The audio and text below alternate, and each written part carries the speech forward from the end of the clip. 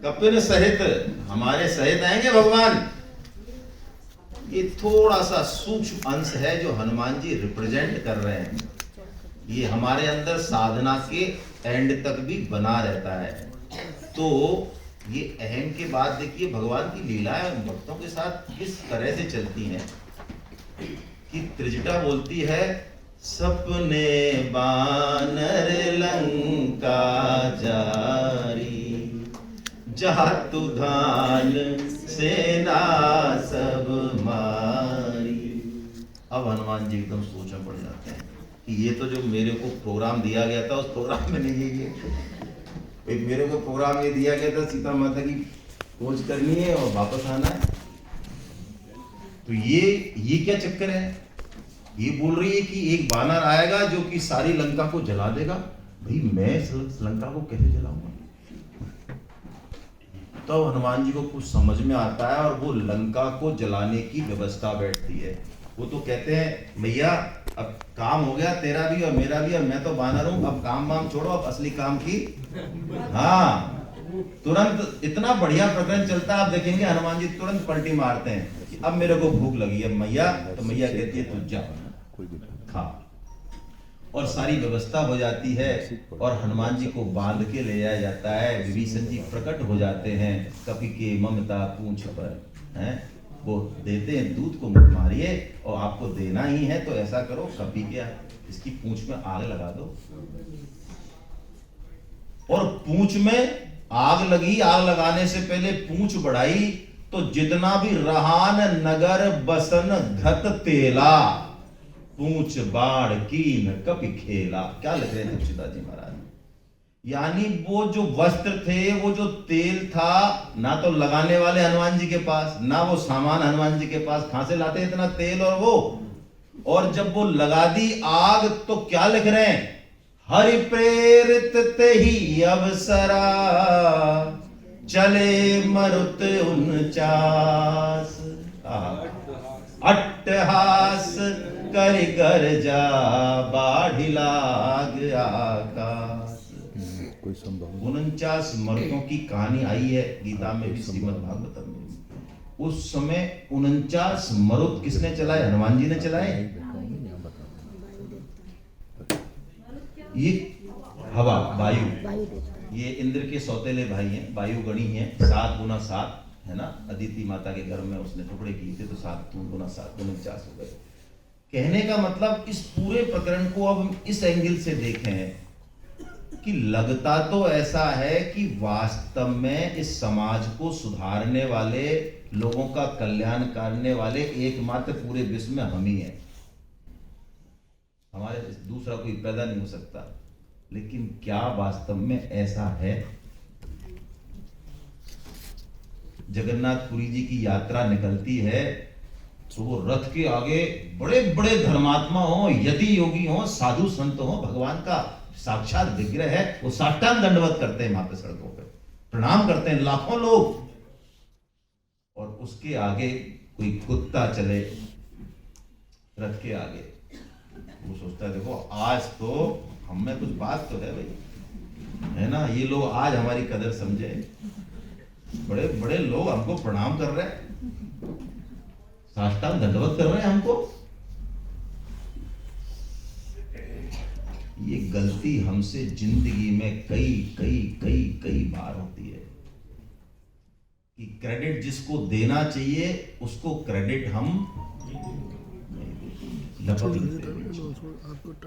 बस यही है देहाभिमान, जिसके बारे में भगवान बोल रहे, देह बद भी रबाब कहते। कल जो भगवान ने बोला क्लेशो धिक तरस तेषाम, इसमें क्लेश क्यों है? इसलिए क्लेश है क्योंकि हमने इस अभिमान को पकड़ रखा है, अपने आप को देह मान रखा है। जो क्रेडिट देना चाहिए जिसको, जिसका सारा सामान है, जो मौका दे रहा है कृपा के कारण, करुणा के कारण, सामर्थ्य भी दे रहा है, अवसर भी दे रहा है, उसको भूल के और हम अपने आप को बीच में ले आते हैं। ये अपने आप को बीच में से हटाने के लिए दोनों टॉपिक क्षेत्र क्षेत्रज्ञ विभाग योग बहुत टिपिकल इसको अध्याय बोला जाता है। 13वें अध्याय को मैं कोशिश करूंगा कि हम इसको उसी भाव से ग्रहण करेंगे थोड़ा सा। तो देखिए भगवान पहला ही श्लोक बोलते हैं, इदम शरीरम कौन्तेय क्षेत्र मित्य विधीयते। बहुत प्यारा श्लोक है, हम थोड़ा थोड़ा जल्दी जल्दी समझेंगे। इदम, इदम, ये इदम क्या है वर्ड? देखिए हमारा जो स्वरूप है, जो आत्म स्वरूप है, वो इदम नहीं है। क्या मतलब? वो अद है। जिसको भी हम उंगली से निर्दिष्ट कर सकें, ये मन, हाँ ये बुद्धि है ना, अच्छा ये बिल्डिंग, अच्छा ये इंडिया, यानी जो कहीं न कहीं किसी सीमा में है, जो निर्दिष्ट किया जा सके, वो इदम। ये संपूर्ण संसार, ये संपूर्ण ब्रह्मांड, ये सब जो है ये इदम है ना। लेकिन इनसे भी व्यापक कोई तत्व है जो इनका आधार है, जिसको कोई देखने वाला नहीं है, वो तो स्वयं ही वो तो खुद ही देखने वाला है, उसको इदम नहीं कह सकते। तो भगवान यही कह रहे, इदम शरीरम कौन्ते, ये जो भी इदम है वो सब क्षेत्र है, वो सब, महावीर जी थोड़ा सा, वो सब क्षेत्र है। और जो इसको देख रहा है, जो इसको जान रहा है, वो कौन है? वो क्षेत्र है, बस वही है हम। इन दोनों श्लोकों में भगवान ने ये बहुत बेसिक, ये वेदांत का बहुत कठिन सिद्धांत है, जिसको स्वामी जी महाराज ने बहुत सरल उदाहरणों से समझाया है, हम उनको भी ले लेते हैं। स्वामी जी कहते हैं, बचपन में हमारा शरीर जैसा था, किशोरावस्था में जैसा था, युवा अवस्था में जैसा था, अब जैसा है, आगे जैसा होगा। इन सब शरीरों में तो परिवर्तन हो रहा है, लेकिन ये शरीर किसी एक के द्वारा ही धारण है, एक ही इसको देख रहा है, इस परिवर्तन को। वो एक कभी बदलता, वो एक हम है। आदमी जब गहरी नींद में होता है, जब कहते हैं मन बुद्धि इंद्रियां उसकी सुषुप्ति में चले जाती, सुषुप्ति मतलब वो भी सो जाती है, उसके बाद भी हम सुबह जगते हैं तो कहते हैं कि आज मुझे बड़ी अच्छी नींद। इसका मतलब जब सब सो गए थे तब भी कोई जग रहा था, उसको पता है कि नींद अच्छी आई या वही है हम। कितना प्यारा स्वामी जी ने समझाया है संपूर्ण वेदांत, जबकि वेदांत बहुत कठिन है, बहुत कठिन। इसकी एक्चुअल चर्चा करें तो हम सारा गीता ज्ञान भूल के चल देंगे, चलो नाश्ता पानी करते भाई छोड़ो। लेकिन स्वामी जी महाराज, संतों की कृपा होती है कि वो समुद्र जो खारा है, उसमें से वो मक्खन, वो बादल के रूपी होते हैं संत, जो मीठा जल लाके हमको बरसाते हैं। तो भगवान अब इसको कह रहे हैं कि ये क्षेत्र का स्वरूप बता रहे हैं। अर्जुन, महाभूतानि अहंकारो बुद्धिरव्यक्तम में विचय। हमने कल भी पढ़ लिया 8 तरह की अपरा प्रकृति, अहंकार, मन, बुद्धि, इंद्रियानि 10 एकम च, है ना। भगवान ने कहा ये सब क्षेत्र है, इच्छा, द्वेष, सुखम, दुखम, इसमें ये विकार होते हैं। क्षेत्र मतलब जो कभी भी एक जैसा नहीं रहे, जिसमें लगातार परिवर्तन हो रहा है, हम चाहे उसको देख पाए या। अच्छा, किसी नदी पे मान लो ब्रिज बना हुआ है, उसमें परिवर्तन हो रहा है?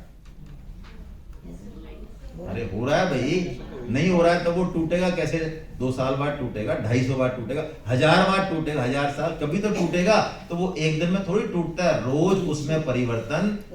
ये साइंस ने प्रूव किया, जब साइंस की आंखें फट गई। हमारे शास्त्रों में जो लिख रहा है, हमारे शास्त्र कह रहे हैं कि क्षेत्र में 1 सेकंड का 1000वां हिस्सा भी भाग करो, उसमें भी में वो बदल जाता है। यानी आप दोबारा फोटो नहीं ले सकते, दोबारा फोटो लेंगे वो दूसरे ही क्षेत्र का होगा, वो उसका नहीं होगा, परिवर्तन हो चुका होगा। ये साइंस ने प्रूव किया, जब समझ में आया हमें। ये मतलब नहीं है कि साहब 1 सेकंड का 1000वें हिस्से में तो नहीं बदलता होगा ना, इतनी जल्दी थोड़ी बदलता है। समय की जो बदलता तो है, पर वो आपको दृष्टिगत नहीं होता। वही मैं निवेदन कर रहा हूं आपको कि हम चाहे उसको जान पाए चाहे नहीं जान पाए, वो बदल ही रहा है, और बदलना ही विकार है। भगवान ने कहा बदलना ही विकार है, जिसमें इच्छा को मूल विकार बताया, 7 विकार बताए भगवान ने।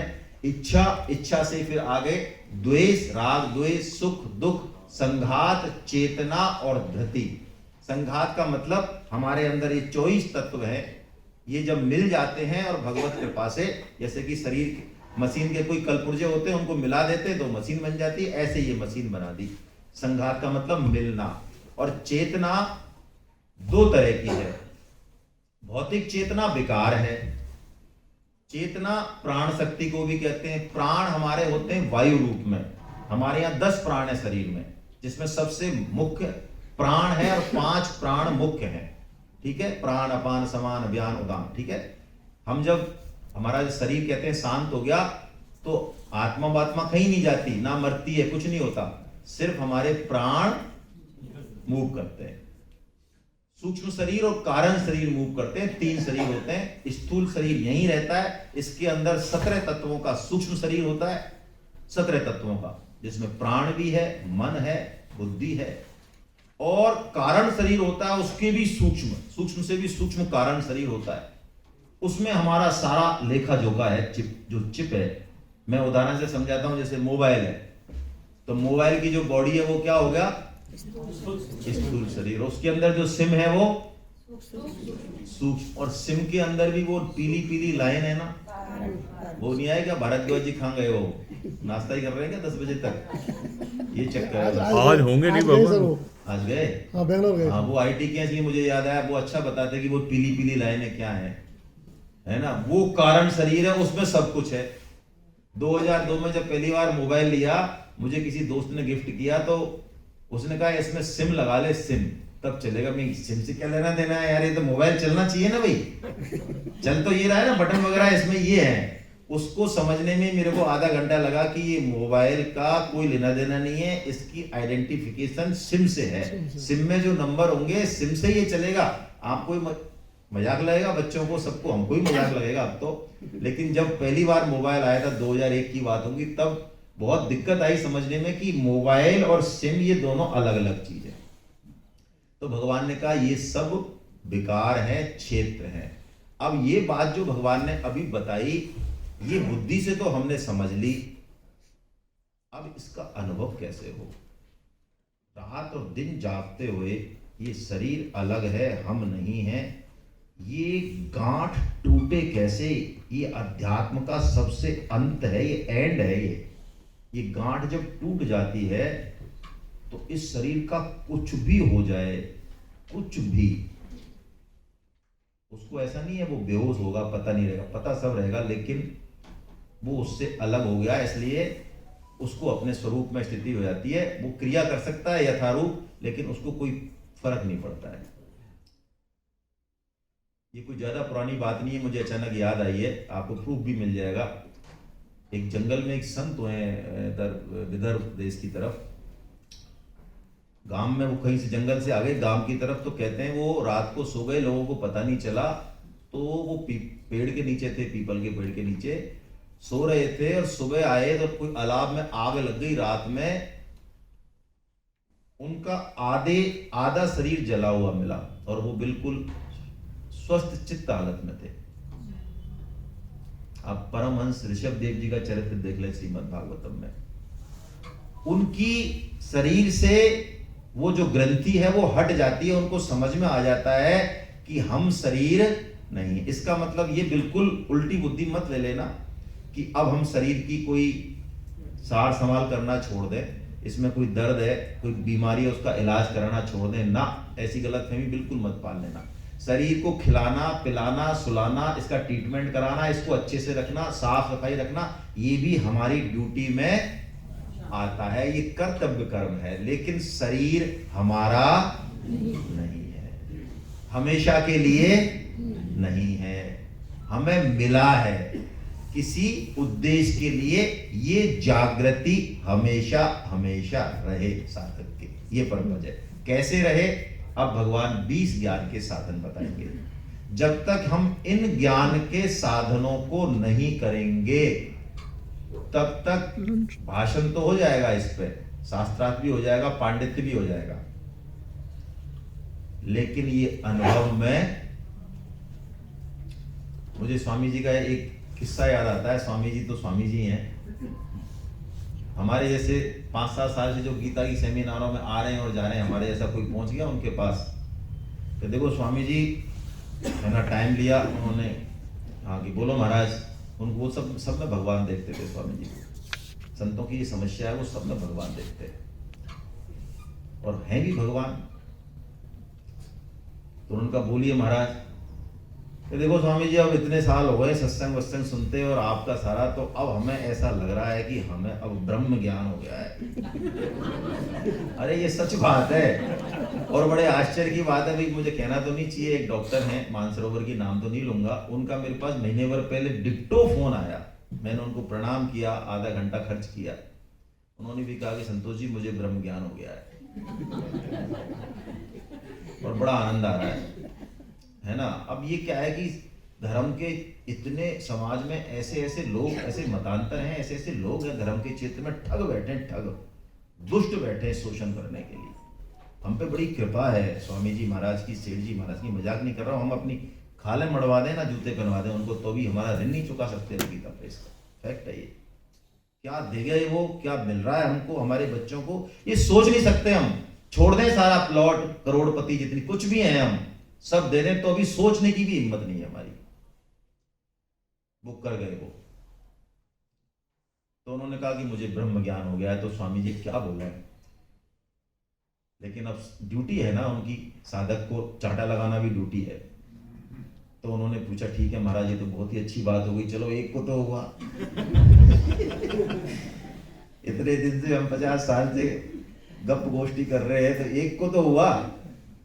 लेकिन मेरे को जरा आप ये बताओ प्रभु कि आपको कोई बिना बात ही गाली दे, बदतमीजी करे घर में, आपकी पत्नी, आप झगड़ा करने लग जाए, बिना कोई गलती आपकी है नहीं, और कोई आपकी प्रशंसा करे एकदम बहुत बढ़िया, रे साहब कितने आप, तो कैसा लगता है आपको? तो कहते महाराज देखो, पहले वाले केस में तो थोड़ा सा बुरा लगता है ना, दूसरे में थोड़ा सा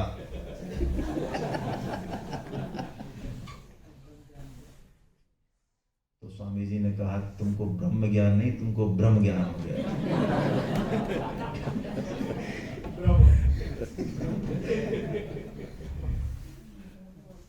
तो देखो खतरे यहां भी बहुत हैं। गीता पढ़ते पढ़ते हम यदि सही चीज नहीं पकड़ेंगे ना, तो खतरे यहां भी कम नहीं है। और ये खतरे कल मैंने पद्मनाभ जी की कथा इसलिए सुनाई, बाकी तो छोटे मोटे प्रेत बनके और वो पार पड़ जाएगी उनकी। तो वो पद्मनाभ जी क्या बनने वाले थे?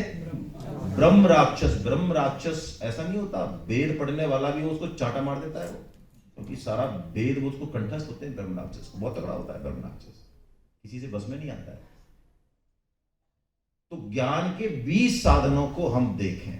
देखिए सबसे पहला ही साधन भगवान की, देखिए ये एक शैली है गीता में, जब भी भक्त के लक्षण बताएंगे तो पहला लक्षण जो होगा वो सारे लक्षणों का राजा है। राजा से मतलब यदि वो आ गया तो सब आ गए। ऐसे ज्ञान के 20 साधन बता रहे हैं, तो पहला लक्षण पकड़ लो आप, यदि ये आ गया सब आ गए। क्या बताया पहला लक्षण? अमानित्वम मद्दम्भित्वम अहिंसा क्षान्तिर्राजवम् आचार्योपासनं शौचं स्थैर्यमात्मविनिग्रह। अमानित्वम, क्या बात है, किसी से भी मान बढ़ाई की इच्छा, कारण है तो भी नहीं रखें क्या महाराज? कारण मौजूद है कि आप मान बढ़ाई आपकी की जाए तो भी नहीं रखें क्या? तब भी नहीं रखें, तब भी नहीं रखें, क्योंकि कारण तो नहीं है। तो मान बढ़ाई आए तो गोले फेंको उधर, प्रभु संभालो आप, है ना। बाहर से भले नाटक कर लें, बाहर से नहीं करें। हम लोग क्या करते हैं, बाहर अंदर तो अच्छा लगा, अरे नहीं नहीं नहीं मत, अरे ऐसा मत करो, ऐसा मत करो, है ना। इतना भी नाटक करने की जरूरत नहीं है, वरना सामने वाले कहेगा अरे यार हम तो आपको कह रहे हो और आप इस तरह से कर रहे हो। ठीक है, मान लो उसकी बात, अंदर से हिलना नहीं चाहिए सिस्टम। प्रभु को ही आशीर्वाद, प्रभु को ही जो है ध्यान स्मरण की, प्रभु देखो आज क्या आप जो है आप क्या गुल खिला रहे हो, ये है ना। जैसे हनुमान जी चरण पकड़ लेते हैं ना भगवान के, भगवान तो देख रहे हैं ना श्री राम, ये सारी लीला जो अभी अपन ने बात करी, भगवान देख रहे हैं। तो हनुमान जी जब आते हैं तो हनुमान जी, भगवान चढ़ाते हैं उनको, अरे हनुमान जी देखो तुम्हारे बिना तो हमारा काम चल ही नहीं सकता भाई, हैं तुम्हारे समान तो हम तुम्हारे ऋण से कभी मुक्ति नहीं हो सकते। जो गोपियों से कहा वो हनुमान जी से कह दिया भगवान ने। जब हनुमान जी ने देखा प्रभु मेरे को कहां ले जा रहे हैं, तो जैसी हनुमान जी को समझ में आई बात, चरण पर हूं प्रेम आकुल, तब वो दौड़े त्राही त्राही, अरे प्रभु ये आपने क्या बम का गोला फेंक दिया, ये तो मैं तो आप ही बचा सकते हो इससे, तो ये मान बड़ाई बम का गोला है ये। अच्छे अच्छे धूल धूसित हो जाते हैं इससे, अच्छे अच्छे यति योगी। तो सबसे पहला क्या, अमानित्वम। इसके लिए कैसे उपाय क्या है इसका, बहुत मीठी लगती है भाई, मन में तो आ रही है, लेकिन मन में ऊपर से मना करे पर अंदर से कह रहे हाँ आन दो भाई साहब, चलने दो गाड़ी, बहुत अच्छा कह रहे हो आप। ऊपर से तो लगा करे अरे मत करो यार, हमारी बढ़ाई मत करो, हमें कोई लक्षण नहीं है। अंदर से कह आन दे यार, बहुत अच्छा लग रहा है।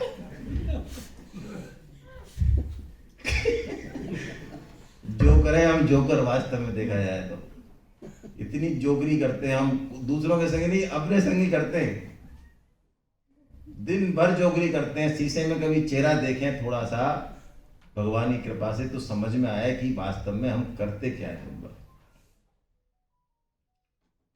क्या उपाय है, क्या उपाय है? स्वामी जी ने उपाय बताया, सब ही मानु प्रद आप अमानी।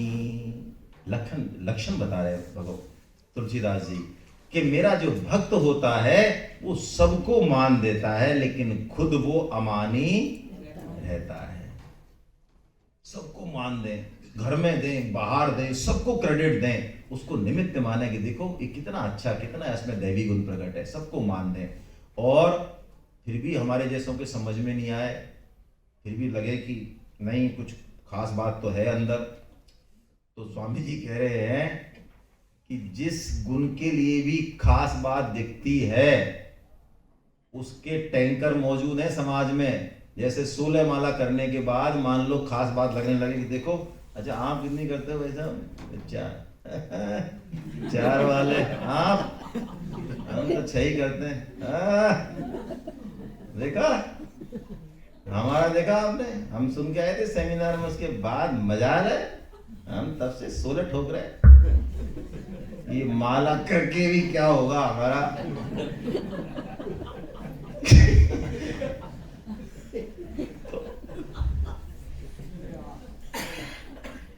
अब 16 करने लग गए, मान लो भगवान की कृपा से नहीं आ रही समझ में, तो 64 वालों के संग रहो, है ना, मौजूद है ऐसे लोग, उनका संग करो 64 वालों का, तो पता चलेगा चेहरा कि हम हैं क्या। दान देने की यदि बहुत लग रही है कि बहुत तगड़ा दान देते हैं, तो देखो जितना कैलकुलेशन नहीं कर सकते ना हम, बिल गेट्स उतना तो दान दे दिया उसने 1 साल में। तो अमानित्वम लाने के लिए जो भी बीमारी पल रही है अंदर, उस बीमारी के जो बड़े बड़े सरताज बैठे बाहर, उनका संग करो, अपने से छोटे वालों का संग मत करो, ठीक है ना। ऐसे करके भगवान ने काफी सारे बताए, और इसमें एक और ले रहा हूं बस मैं, जन्म मृत्यु जरा व्याधि दुख दोषानुदर्शनम। ये इसलिए कि ये इस चीज को हम ज्यादा समझते हैं, ये चेक हम पे लगना चाहिए। जन्म मृत्यु जरा और व्याधि, इन 4 चीजों का अनुदर्शनम, यानी डरे नहीं इनसे, भयभीत नहीं होना है, अनुदर्शन करें, जागृति रखें। क्योंकि जागृति जब होती है ना, तो फिर गलत जगह पैर नहीं पड़ता, गलत बात नहीं होती।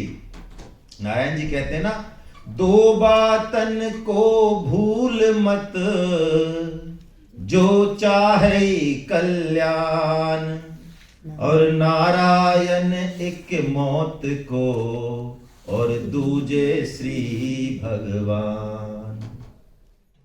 तो डरा रहे क्या नारायण जी मौत से?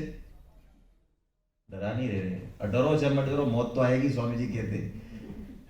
लेकिन मौत को यदि याद रखा कि ये शरीर, ये समय जा रहा है, ये आएगा नहीं, स्वामी जी तो ऐसा पंच मारते हैं, वो कहते हैं हम जब इस हॉल में घुसे और जब निकलेंगे चाय पीने या नाश्ता करने, तब तक 2 घंटे हमारी आयु में से कम है। कोई जो मना करे इस बात को, चैलेंज ठोके?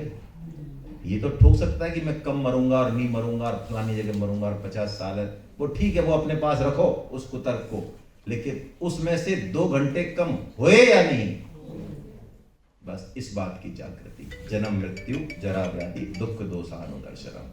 अब भगवान अपने स्वरूप का वर्णन कर रहे हैं, खुद का, मैं कैसा हूं, और हम उन्हीं के अंश हैं। भाई सागर का पानी कैसा, उसमें से लोटा भर लो, उसको लेबोरेटरी में चेक कर लो, जैसा वो है वैसा सागर है। बस मात्रा का फर्क है, गुणात्मक तो एकता है हमारी और भगवान की, लेकिन हम भगवान नहीं है, है ना, मात्रात्मक फर्क है। तो अब भगवान अपने बारे में बता रहे हैं, और भगवान ही अपने बारे में बता सकते हैं। भगवान के बारे में और कौन बताए भाई, कौन बताए? भगवान क्या है ना 10.2 में, एम आदिर ही वेदा नाम महर्षि नाम च सर्वशा न में विदु सुरगुना प्रभवम न महर्षया। भाई मैं सबका जन्मदाता हूं, चाहे बड़े से बड़ा योगी हो, ऋषि हो, मुनि हो, तो मेरे बारे में कौन बताए? जो सबसे पहले बैठा है उसके बारे में बाद वाले कैसे बताएं? तो भगवान ही बताते हैं। कैसा बताते हैं देखिए, एक सिद्धांत समझ ले हम भगवत तत्व के बारे में चर्चा करने से पहले, क्योंकि ये सबसे टिपिकल श्लोक हैं, ये अध्याय भी बहुत कठिन है। भगवत तत्व में 2 विरोधी बातें एक साथ घटती हैं। कई इंटेलेक्चुअल बड़े तर्क करते हैं, मुझे तो गीता के श्लोक याद आते हैं तो मुझे हंसी आती है। वो अपनी बुद्धि से, छोटी सी बुद्धि से उस तत्व को समझना चाहते हैं और उस पर कुतर्क करते हैं। देखो ऐसा है क्या, ऐसा कैसे हो सकता है? सीएमओ में एक बहुत वरिष्ठ अधिकारी, मतलब प्रिंसिपल सेक्रेटरी, उनके पास एक बार बैठने का मौका मिला, मैं तो यही कहूंगा मौका मिला, तो प्रारब्ध पे और भाग्य पे चर्चा हो रही थी। तो वो मुझे कह रहे थे, संतोष जी मैं तो जब जानूं, जब मेरे प्रारब्ध में आईएएस बनना लिखा है, आप कह रहे हो, आपकी बात से लग रहा है, तो मैं फॉर्म नहीं भरूंगा और फिर मुझे आईएएस बना दो आप, आपका प्रारब्ध जब मानूं मैं तो। देखो कितना बड़ा कुतर्क है अपने आप में। तो मैंने उनसे इस भाषा में तो नहीं कहा आईएएस भाई क्या करें लेकिन मेरे मन में तो ऐसी आई, मैं तुम्हारी हिम्मत है जो तुम फॉर्म नहीं भरो? तुम्हारी हिम्मत है क्या? तुम अभी भी किसके पीछे पीछे घूम रहे हो? मन बुद्धियों के पीछे पीछे तो कर रहे हो। कौन नाश्ते में से कौन सी चीज उठा रहे हो नीचे, जो मन और बुद्धि को पसंद आ रही है, वो या कुछ और? हम मन बुद्धि के तो गुलाम है, तो मन बुद्धि जल जा रही है, तुम जाओगे तो सही, तो यही तो प्रारब्ध है और क्या है। तो 2 विरोधी बातें घटती हैं एक साथ, और इसको बुद्धि से नहीं समझा जा सकता। जैसे कि सुकरात जी एक सूत्र देते हैं ना, सुकरात जी के जीवन में ऐसा हुआ, वो गए समुद्र किनारे, तो एक बच्चा रो रहा था, पूछा उससे क्यों रो रहा है? तो उसने कहा अरे, उसके पास एक छोटा सा कटोरा था, उसने कहा इस कटोरे में ये समुद्र मैं भरता हूं लेकिन थोड़ा सा ही पानी आता है, ये समुद्र नहीं आ रहा मेरे इस कटोरे में, इसलिए रो रहा हूं। तो सुकरात कहते हैं मुझे उस बच्चे को गुरु माना उन्होंने कहा इस बच्चे ने मेरे को कितना बड़ा सूत्र दिया, मैं अब तक अपनी बुद्धि से उस भगवत तत्व के बारे में जानना, बुद्धि जान सकती है क्या उस तत्व को? नहीं। भगवान जब चाहते हैं तो जना देते हैं। सोई जाने हूं जेहि देहु जनाई, जानत तुम ही होए जाई। जैसे ही हम भगवत तत्व को जानते हैं, तुलसीदास जी कहते हैं हम भगवत स्वरूप ही हो जाते हैं। ब्रह्म को जानने के बाद वो ब्रह्म स्वरूप ही हो जाता है। तो 2 विरोधी बातें हमेशा आएंगी, ये ध्यान रखें, बुद्धि कुतर करेगी। भगवान सूक्ष्म से सूक्ष्म है, लेकिन विशाल से हमेशा 2 कॉन्ट्रडिक्टरी आएगा भगवत तत्व में। क्या कह रहे हैं भगवान? सर्वतै पाणिपादम तत् सर्वतोक्षि शिरोमुखम सर्वतै श्रुतिमल्लोके सर्वमावृत्य तिष्ठति। सब जगह मेरे हाथ पैर हैं। भाई हम खड़े हैं कहीं और भोग लगाना है, कोई मंदिर नहीं, कुछ नहीं, तो क्या करें? प्रसाद पाएंगे? हम तो साधक हैं, तो क्या करें, वहीं पे जो है उसको भगवान को ले लेंगे, भगवान वहां से हाथ बढ़ा के ले लेंगे, वो क्या दिक्कत है उनको। सर्वतई श्रुति मल्लो के, सब जगह मेरे कान है। अच्छा, मुझे स्तुति करने का मौका नहीं मिला, जल्दीबाजी में आया, लेट हो गया, तो करें, हृदय से संकल्प करें और शब्द भी मत बोलें, सुन लेंगे भगवान। हाँ, हृदय में भी बैठे हैं, वहां भी कान है। अरे चीटी के पग नूपुर बाजे, वो भी साहिब सुनता है। सर्वतई श्रुति मल्लो के, भगवान कहते हैं मैं सब जगह हूं, सब जगह हूं। बहिरंतश्च भूतानाम चरम अचरम चरम एव च, है ना। भगवान कहते हैं मैं अंदर भी हूं, मैं बाहर भी हूं, मैं सूक्ष्म भी हूं, मैं वैसे भी हूं, मैं ऐसे भी हूं। कहने का मतलब भगवान ने कहा सब कुछ मैं ही मैं हूं। लेकिन इसको अनुभव करने के लिए हमको ज्ञान के 20 साधनों पे प्रैक्टिस करनी पड़ेगी, तब धीरे धीरे भगवत कृपा से वो तत्व हृदय में अनुभव होगा। और अनुभव हो तो किसी सिद्ध पुरुष को या किसी और कोई बताए, गाते नहीं डोले। जैसे कल हमारे सीनियर जो है, हमारे आदरणीय अग्रवाल साहब कह रहे थे, उनसे पूछा किसी ने, भाई कैसा अनुभव हो रहा कि तुम्हें क्यों बताया जी, क्यों बताएं तुमको हम, तुम बताते हो कि तुम्हारे पास कितने प्लॉट है। तो तुमने ये हमारा भगवान नाम का और ये गीता का जो स्वाद है वो ऐसे समझ रखा है क्या, क्यों बताएं, नहीं बताएं। वो भी रखे। हाँ, तो हर जगह गाय नहीं, भगवान की कृपा से यदि कोई हृदय में आपके अनुभव घटे तो गाय नहीं, उसको वो नष्ट हो जाता है। फिर उसको जहाँ कोई पात्र मिले, कोई संत शुद्ध भक्त मिले जो उस पथ में आगे बढ़े हुए, उनसे ही शेयर करें जरूरत पड़े तो, है ना। अब भगवान दूसरी बात, अब दूसरा इस अध्याय का दूसरा पार्ट भगवान जो है बोल रहे हैं, उसी को क्षेत्र को समझाने के लिए अब भगवान ने नई टर्मिनोलॉजी दे दी, प्रकृति पुरुष। जिसको पहले क्षेत्र कहा उसी को प्रकृति कहा, जिसको पहले जड़ कहा, अपरा कहा, वही प्रकृति है, ठीक है। जिसको चेतन कहा, जिसको क्षेत्रज्ञ कहा, जिसको परा कहा, वही पुरुष है, ऐसा मान ले, कोई कंफ्यूजन करने की जरूरत नहीं है। तो भगवान बता रहे हैं अर्जुन, दो तत्व है, प्रकृतिम पुरुषम चैवा, और दोनों ही अनादि हैं, यानी किसी का भी ऐसा नहीं है कि जन्म अब हुआ हो, को डेट ऑफ बर्थ नहीं है किसी की भी। विद्धि अनादि उभौ अपो उभावपि, दोनों ही अनादि हैं। ये तो हो गई उनमें कॉमन बात, लेकिन भगवान कह रहे हैं फर्क है क्या, प्रकृति में तो हमेशा परिवर्तन होता रहता है, वो तो एक क्षण भी स्थिर रहती। आज हमारा शरीर है, हमें लग रहा है ऐसा कि ऐसा, ये ऐसा ऐसा नहीं है। वैज्ञानिकों ने बताया, वैज्ञानिकों की बात ज्यादा मानते हैं ना हम, वैज्ञानिकों ने बताया इसमें करोड़ों सेल हैं इसी में ही, और उन करोड़ों सेलों में भी अरबों क्रियाएं चल रही हैं, और उन अरबों क्रियाओं से में परिवर्तन हो रहा है, सेकंड के लाखवें हिस्से में भी परिवर्तन हो रहा है, यानी परिवर्तन हो रहा है। और कह रहे हैं अर्जुन, लेकिन चक्कर क्या पड़ता है, ये पुरुष उस प्रकृति से अपना संबंध मान लेता है, तो वो परिवर्तन जो प्रकृति में हो रहे हैं वो किसको लगते हैं, पुरुष को अपने में लगते हैं। ये मरता है तो ये सोचता है मैं भी मर रहा हूं, ये जीता है तो ये सोचता है मैं जन्म ले रहा हूं, ये सुखी दुखी होता है तो ये सोचता है, जैसे स्वामी जी उदाहरण देते हैं समझने के लिए, कि लोभी व्यक्ति जो होता है, पहले छुपा छुपू के ले जाते थे माल, आजकल तो ऑनलाइन ट्रांसफर हो जाता है, कोई दिक्कत नहीं है।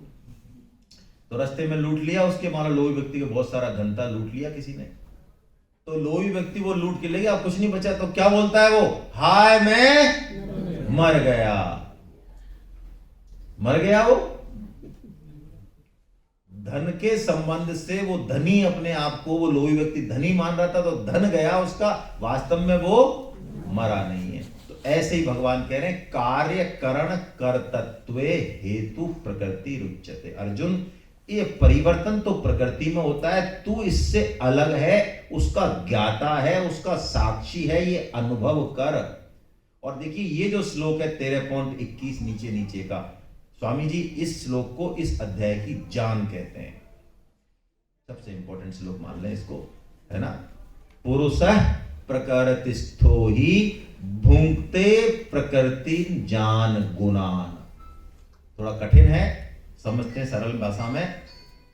ये पुरुष जो है ये अपने आप को प्रकृति में स्थित मान लेता है नहीं, लेकिन इसने अपने आप को स्थित मान लिया।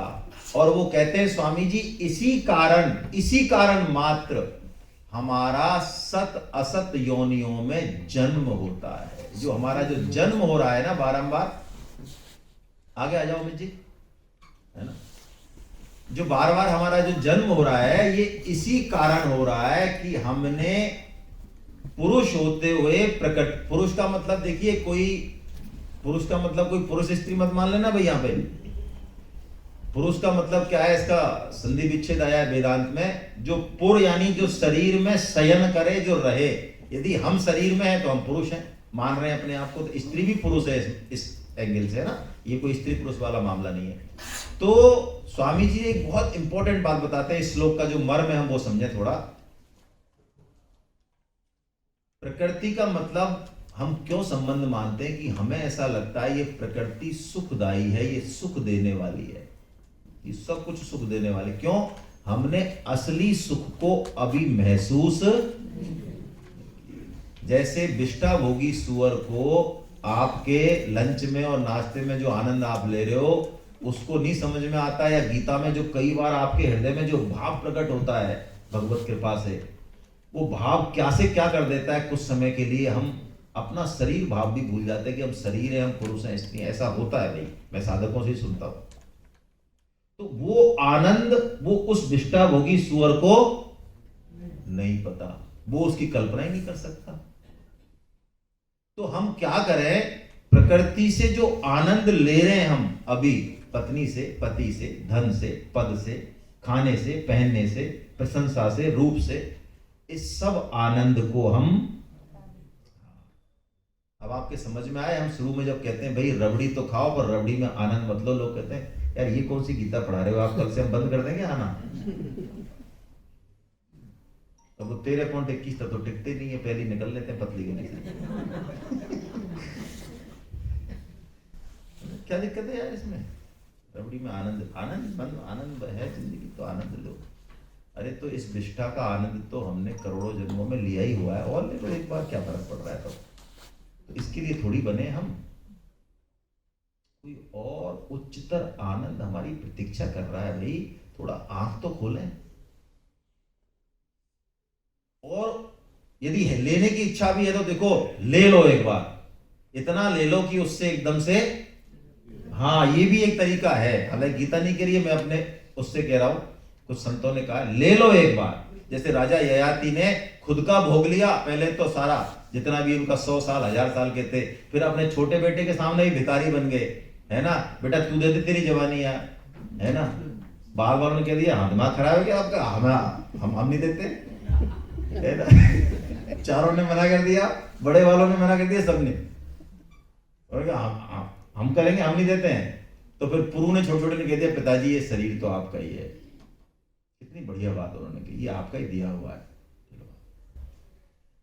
वो भी भोग ली, तब उनकी आंख खुली कि मैंने ये किया क्या, मेरे जैसा निर्लज्ज कौन है, अपने बेटे की जवानी मैंने भोग ली।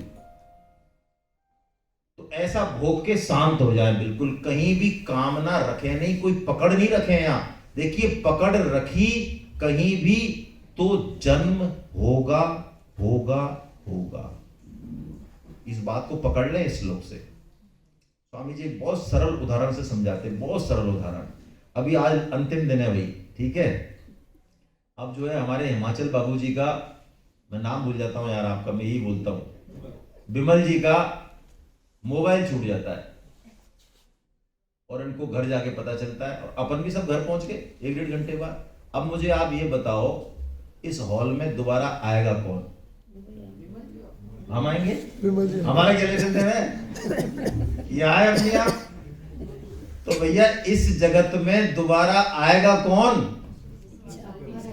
बस पकड़ लो आप। संत जो है ऐसी टेक्निक देते हैं भाई, क्या श्लोकों को किस तरह बताते हैं स्वामी जी महाराज।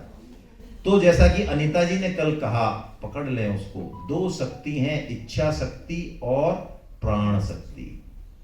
प्राण शक्ति तो जाएगी, निश्चित है, जाने ही वाली है, जा ही रही है।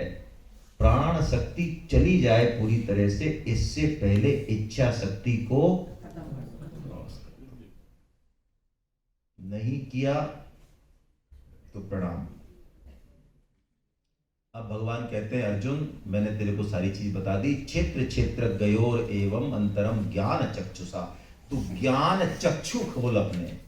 ये दिव्य, ये चर्म चक्षु छोड़, ये तो सब लेके पैदा होते हैं, तो जानवर भी लेके पैदा होते हैं। 3 तरह के चक्षुओं की बात आई है गीता में, चरम चक्षुओं की आई है, और ये ज्ञान चक्षु और दिव्य चक्षु तो फिर भगवान देने वाले हैं अपने आप।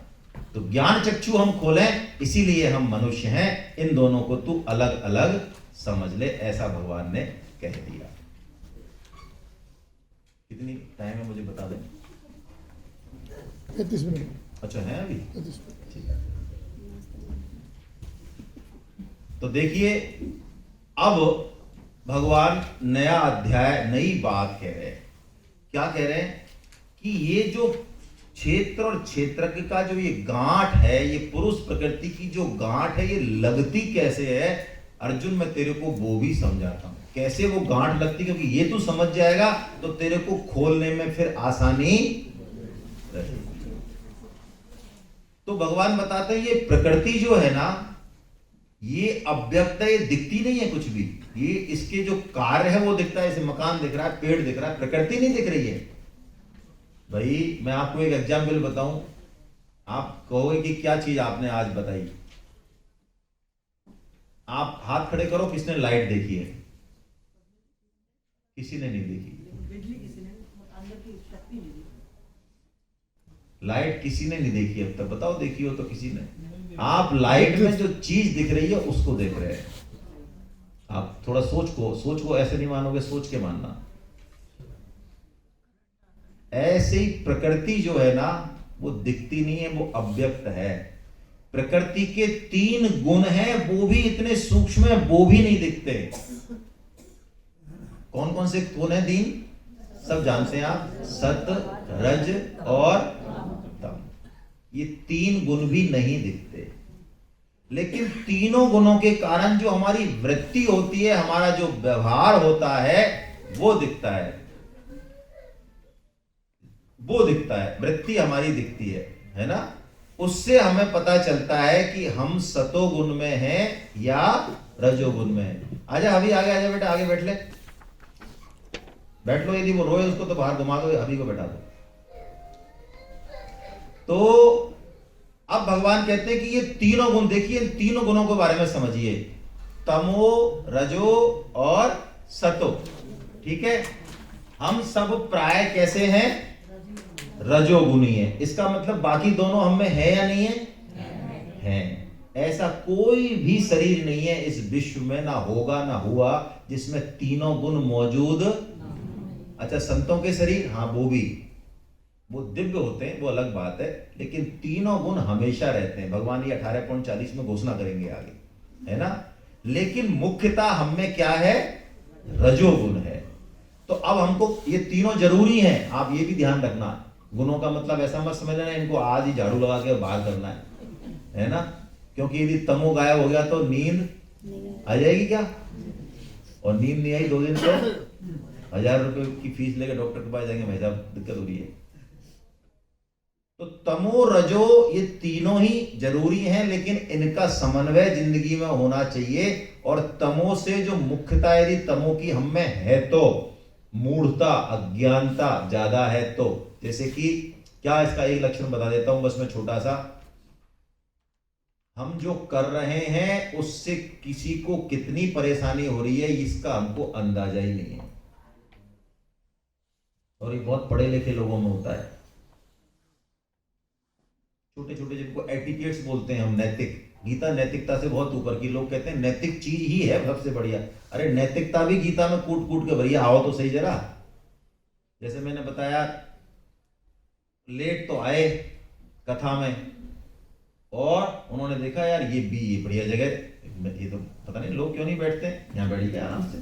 अरे वहां से सारा सिस्टम चल रहा था, आप तुम वहां बैठ गए, तुमने सब बंद कर दिया। पंगत लग रही है, अब कहीं पत्तल नहीं मिली, तो जहां से जो मूवमेंट चल रहा था वो छोटी जगह थी। कहो भी अच्छा ऐसा है क्या? हाँ तो कोई बात, निकल जाओ ऐसे करके लो।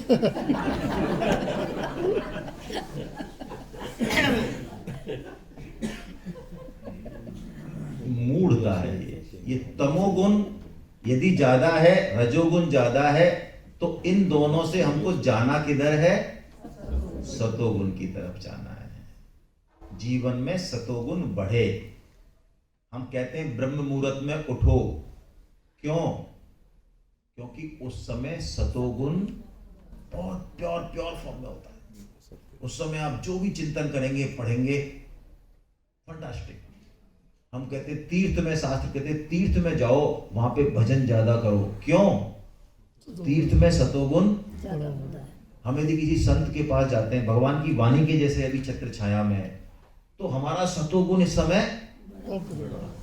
पक्की बात है। ये किसी शुद्ध भक्त के, संत के आप पास भी जाओगे ना, मत बोलो कुछ भी बोलने की जरूरत भी नहीं है। अंदर से ऑटोमेटिक आपको कुछ फील होगा, कुछ अनुभव में आएगा, धीरे शांत हो जाओगे आप। आधा घंटे भर में बहुत कुछ लेके आओगे बिना बोले भी। तो अब भगवान कह रहे हैं तीन गुण अर्जुन बांधते हैं, निबधनंती महाबाहो देहे देहन मव्ययम। ओहो, ये तीनों ही बांधते हैं। हाँ, भगवान कह रहे तीनों ही बांधते हैं। सतोगुण भी बांधता है क्या महाराज? भगवान कह रहे हैं हाँ, सतोगुण भी बांधता है, और सतोगुण तो ज्यादा बांधता है, उल्टा तगड़ी गांठ लगाता है। तगड़ी मतलब सूक्ष्म गांठ लगाता है, पकड़ी नहीं आती। कैसे बांधता है? तत्र सत्वं निर्मलत्वा प्रकाशकमनामयम् सुख संगेन बध्नाति ज्ञान संगेन चानघ। कैसी बात है। बाकी तो समझ में आएंगे अच्छे से। रजो राग से बांधता है, तृष्णा पैदा करता है। तम जो है वो मोहित करता है, मूढ़ता करता है, वो ठीक है। इसको समझें थोड़ा सा कि ये सतोगुण कैसे बांधता है। वो कहते हैं ये है तो प्रकाशक, निर्मल है, स्वच्छ है। सतोगुण में हमारा विवेक काम करता है, हमें चीजें समझ में आती हैं। हाँ, गीता सबसे बढ़िया ग्रंथ है। जीवन का लक्ष्य समझ में आ रहा है, क्या करना है, संकल्प होते हैं, सब बढ़िया है, होना ही चाहिए, अच्छा है। लेकिन हमें जहां पहुंचना है, वहां जब तक सतोगुण भी रहेगा तब तक हम पहुंचेंगे। सतोगुण की शिखर पे चढ़ना जरूरी है, लेकिन जो छलांग लगेगी ना, उससे ऊपर की वो सतोगुण के शिखर से ही लगेगी, लेकिन छलांग लगाना आवश्यक है। कई बार नहीं, अधिकांश इस सतोगुण में भी हम क्या है, बड़ा आनंद लेने लग जाते हैं। सुख संगेन बधनाति, किससे बांधता है? सुख से। जैसे कि स्वामी जी एक उदाहरण आपकी किताब में शायद दिया हुआ है, 3 सीढ़ियां हैं ऊपर चढ़ने के लिए। अब मान लो आपको वापस नहीं आना, बस चढ़ना ही है, वही लक्ष्य है आपका। तो एक लोहे की है, एक चांदी की है, और एक सोने की है। अब लोहे वाला चढ़ जाता है आराम से, चांदी वाला भी चढ़ जाता है, थोड़ा बहुत लगता है यार चांदी है क्या यार, हाँ, लेकिन चलो अब चढ़ना है आपने तो। लेकिन सोने वाला क्या करता है, 2-4 पैर तो बढ़ाता है, फिर देखता है यार क्या 24 कैरेट गोल्ड है भाई, है कहाँ जा रहा हूँ इसको छोड़ के, वो बांध लेता है उसको। अब तो तेरे बिना क्या जीना, तो वो वहीं की वहीं रह जाता है। उस सतोगुण में रहते हुए भी वो ऊपर।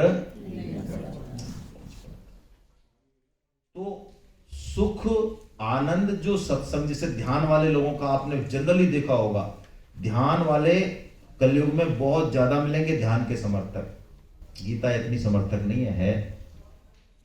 क्यों? ध्यान जैसे ही आप करेंगे, और ध्यान के लिए लुटेरे भी बहुत हैं, मैं तो स्पष्ट कहूं तो शब्दों में।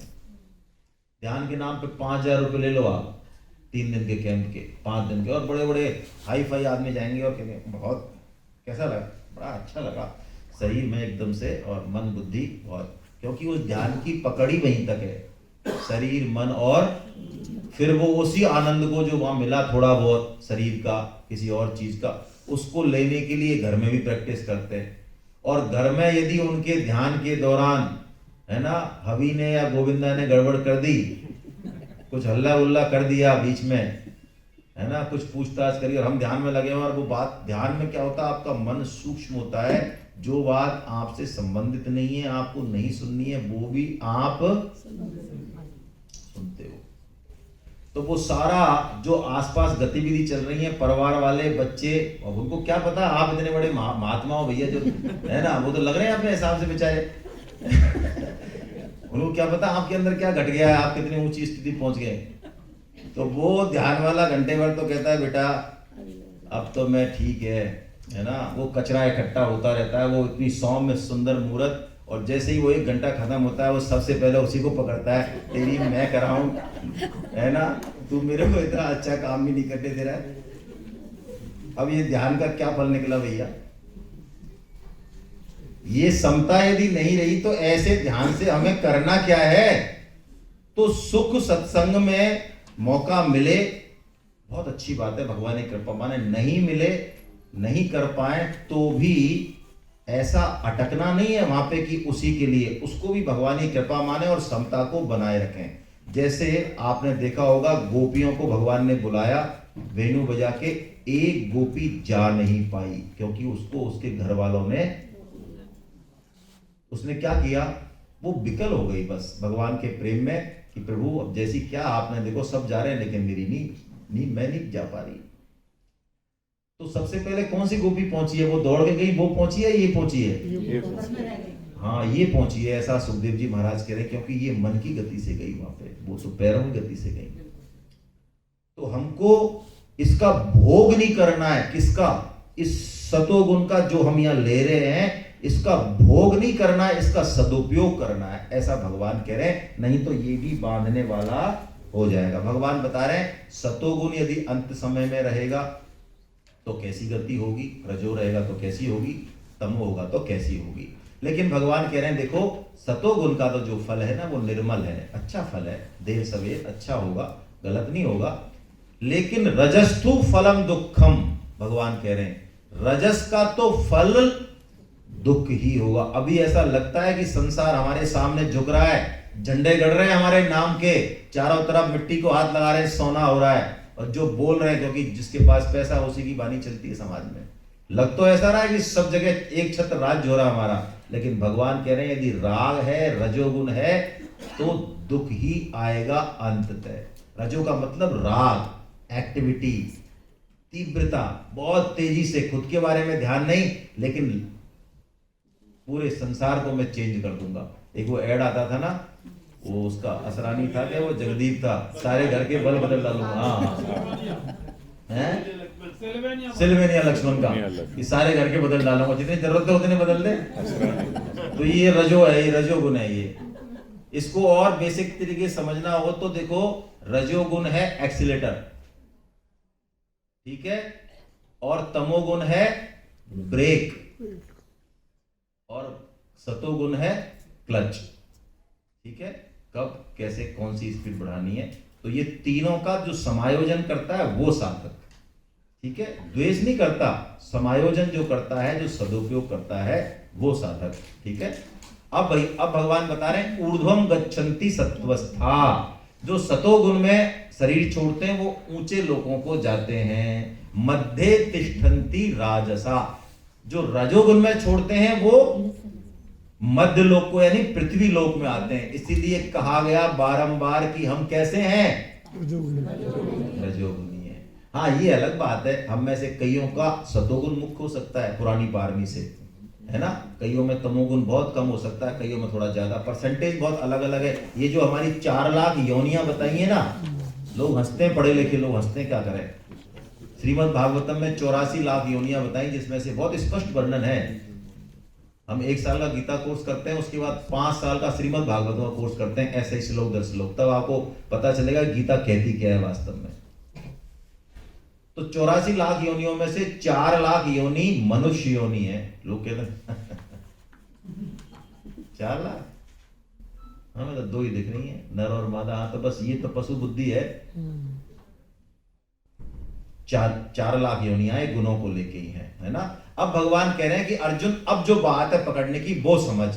नान्यम गुणेभ्य कर्तारम यदा दृष्टानुपश्यति, जो भी कुछ हो रहा है वो सब गुण ही कर रहे हैं, गुण ही करता है, बाकी कोई करता है ही नहीं। जो ऐसा जानता है अर्जुन वही ठीक जानता।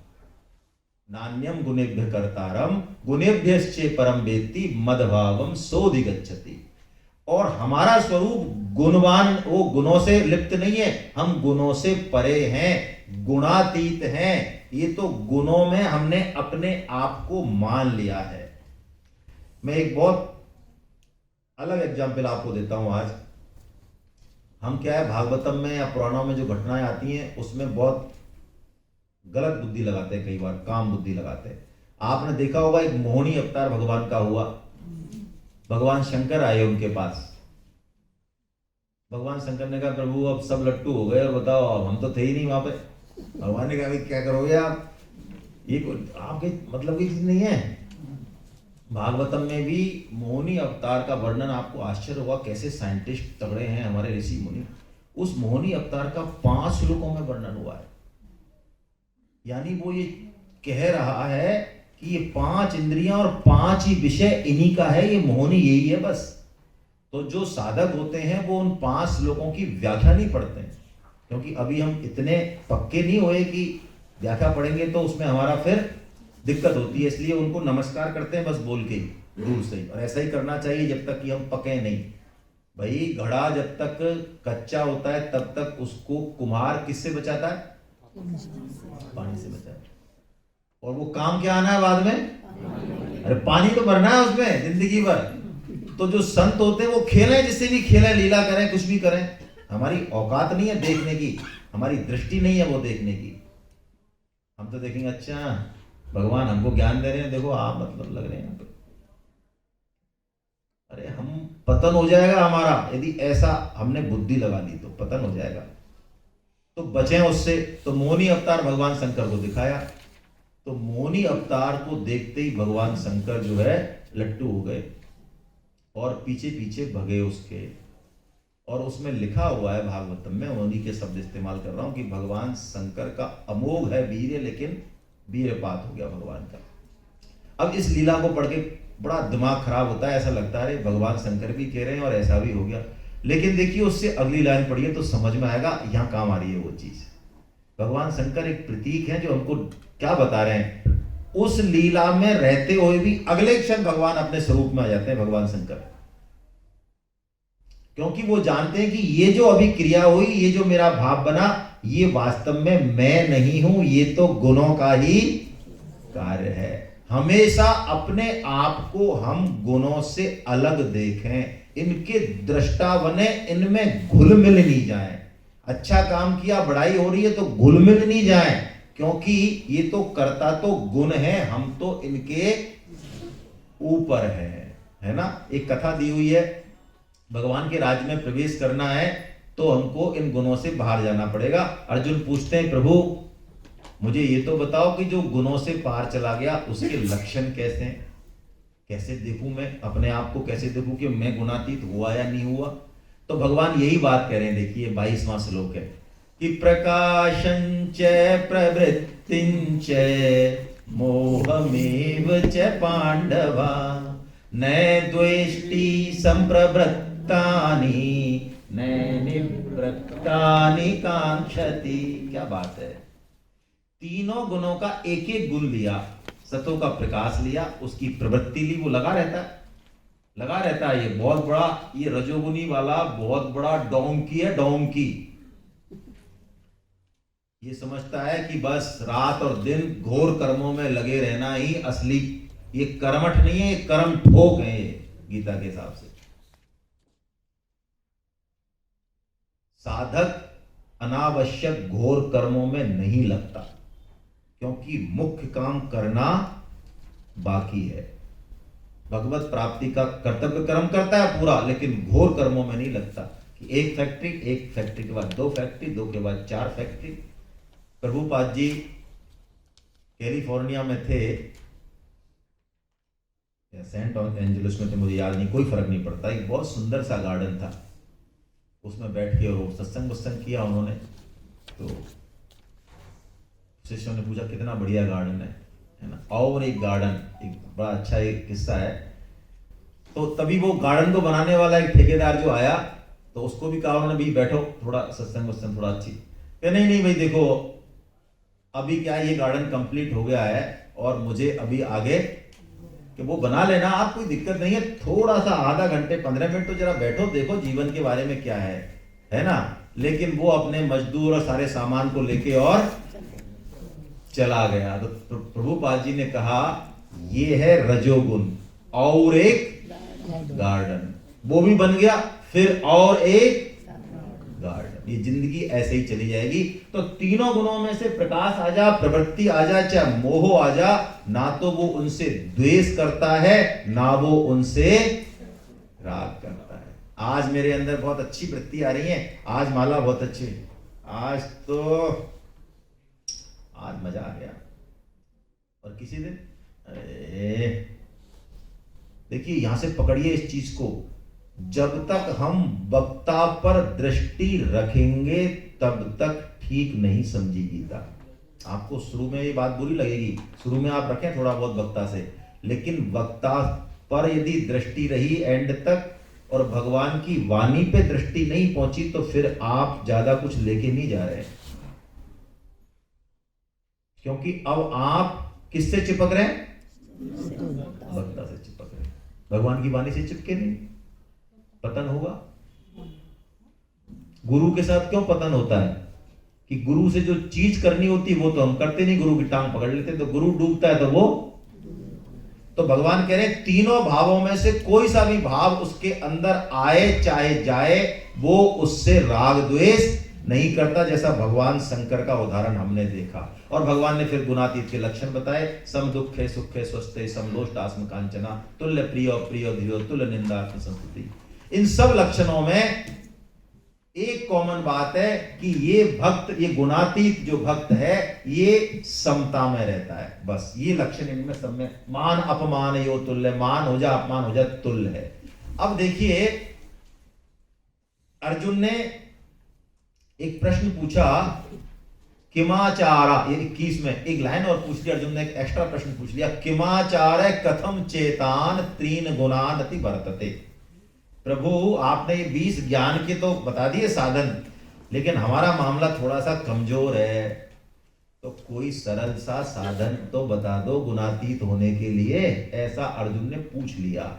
तो देखिए भगवान ज्ञान के 20 साधन बताने के बाद भी एक इंपॉर्टेंट, जैसे वो पेपर नहीं बनाते हैं, पहले पेपर बनाते थे तो गुरु जी के चैंटते रहते थे प्राइमरी मिडिल में, अरे गुरु जी अरे पढ़े यार तू पूरा पढ़े, ऐसे क्या होता है, अरे गुरु जी पढ़ नहीं पाया, तो ऐसा करिए 5 प्रश्न ले जाए इंपॉर्टेंट है।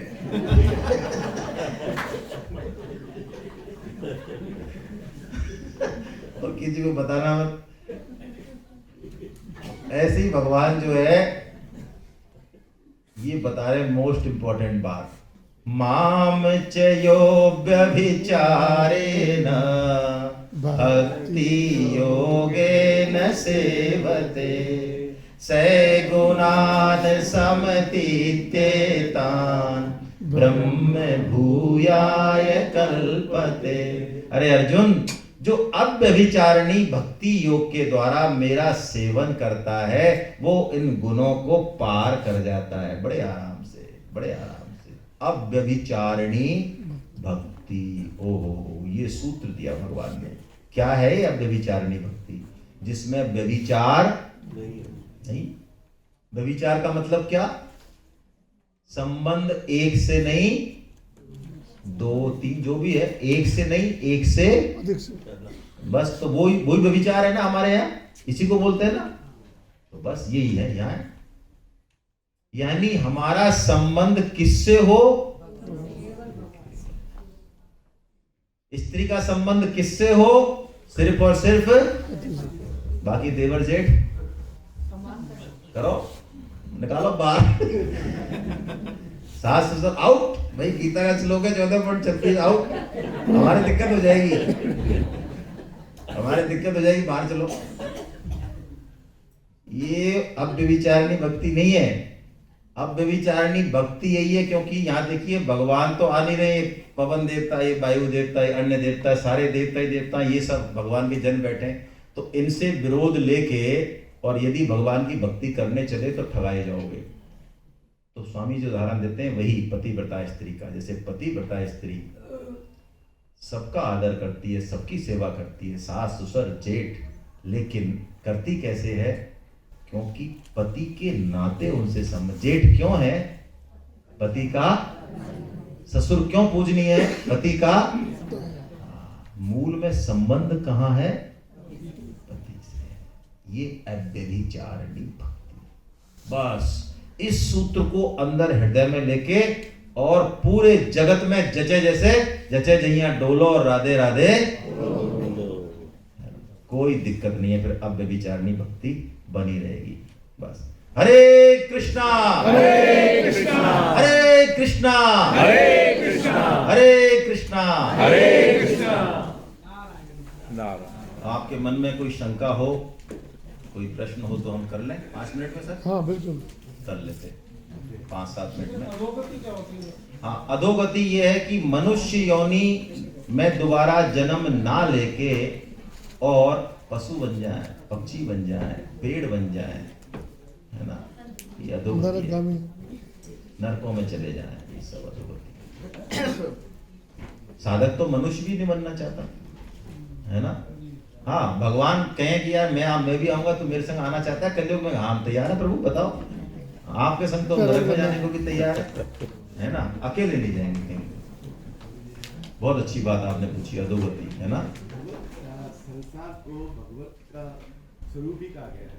संसार में जितनी वस्तु है, व्यक्ति है, सब भगवान ही है।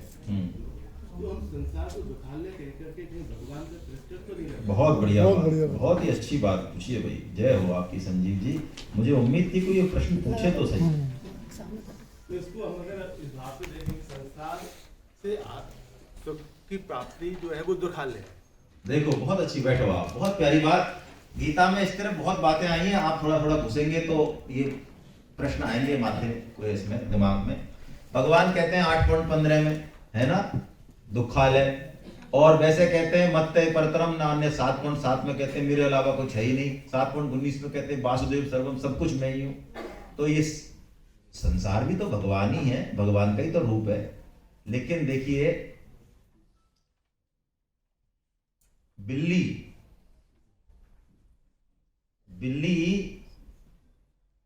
जब अपने बच्चे को पकड़ती है और कूदती है यहां से वहां और वहां जाके छोड़ देती है, तो बिल्ली के दांत कैसे होते हैं पता ही होगा आपको। आपको नहीं पता तो चूहे से पूछ लेना बेचारे से।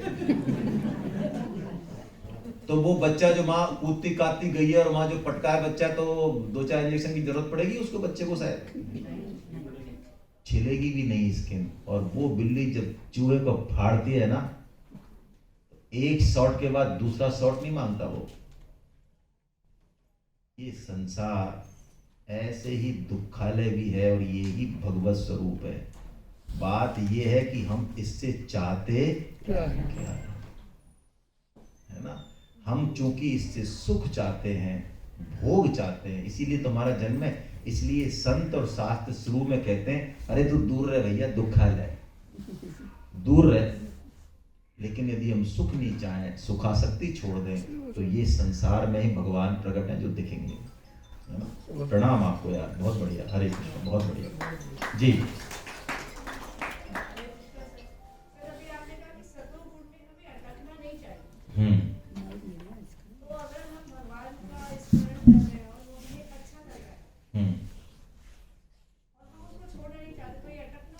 हाँ, मतलब भगवान का स्मरण करना है। वो जो आनंद आ रहा है, सुख आ रहा है, उसके दृष्टा बन जाएं, उसमें रमन नहीं करें। क्योंकि रमन करेंगे तो भगवान की तरफ जो आगे चलने की गति है ना, वो रुक जाएगी। लोग जनरली सतोगुण में ही हम सब अटक जाते हैं। सतोगुण में देखो, अब हमें शांति मिल गई और हमें मजा आ रहा है। अब परम शांति की जब डिमांड ही नहीं हो रही तो शांति में अटक गए ना। सतोगुण अटका देता है सुख की आसक्ति से। सुख के दृष्टा तो बने, आनंद के दृष्टा बने, सत्संग हो ऐसी इच्छा भी रखें, प्रयत्न भी करें, लेकिन अंतिम लक्ष्य हमें सतोगुण नहीं है। अंतिम लक्ष्य हमारा कुछ और ये बात रखें दिमाग में, है ना, सतोगुण में अटके नहीं, उसका सदुपयोग करें, वो बना रहे चारों तरफ, लेकिन अंतिम लक्ष्य नहीं है। इसमें एक कहानी आप उससे समझेंगे, 3 डाकू वाली किताब में, आपने यदि किसी ने पढ़ी है तो 3 डाकू में से एक डाकू तो उसकी हाथ पैर तोड़ने की बात करता है, मारने की बात करता है उसको, किसी व्यक्ति को।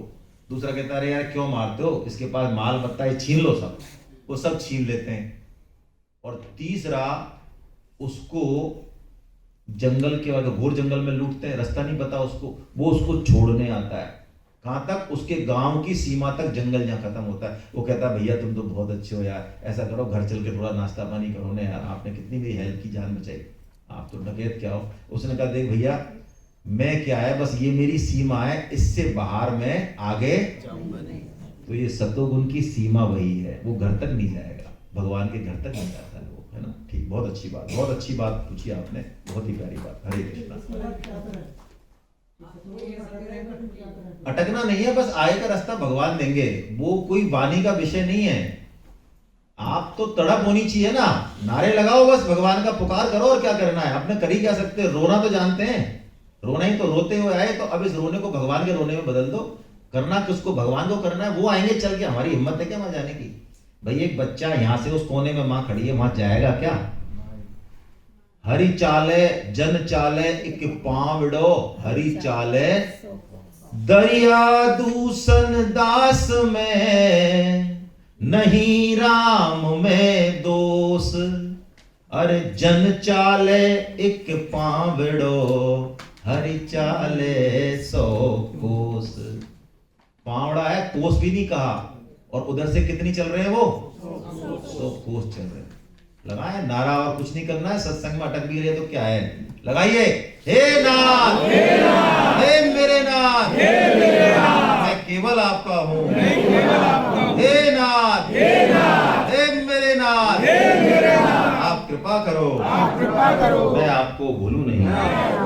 नारायण नारायण नारायण। जब भी लगे संशय है, गड़बड़ हो रही है, कुछ हो रहा है, स्वामी जी को पुकारें, वो करेंगे हमारी बेड़ा पार, है ना। चलिए, और कोई, बहुत बढ़िया भैया, आज अच्छा लग रहा है, प्रश्न आने चाहिए, है ना। सर, पूर्व जन्म में हमने बहुत सारे पाप किए, अब इस जन्म में हम अच्छा कर्म कर रहे हैं, तो जो पूर्व जन्मों का फल है वो इस जन्म में मिलने वाला है, तो उसमें कोई फर्क पड़ेगा कि इस जन्म में हम अच्छा कर्म कर रहे हैं। आप क्या चाहते हो?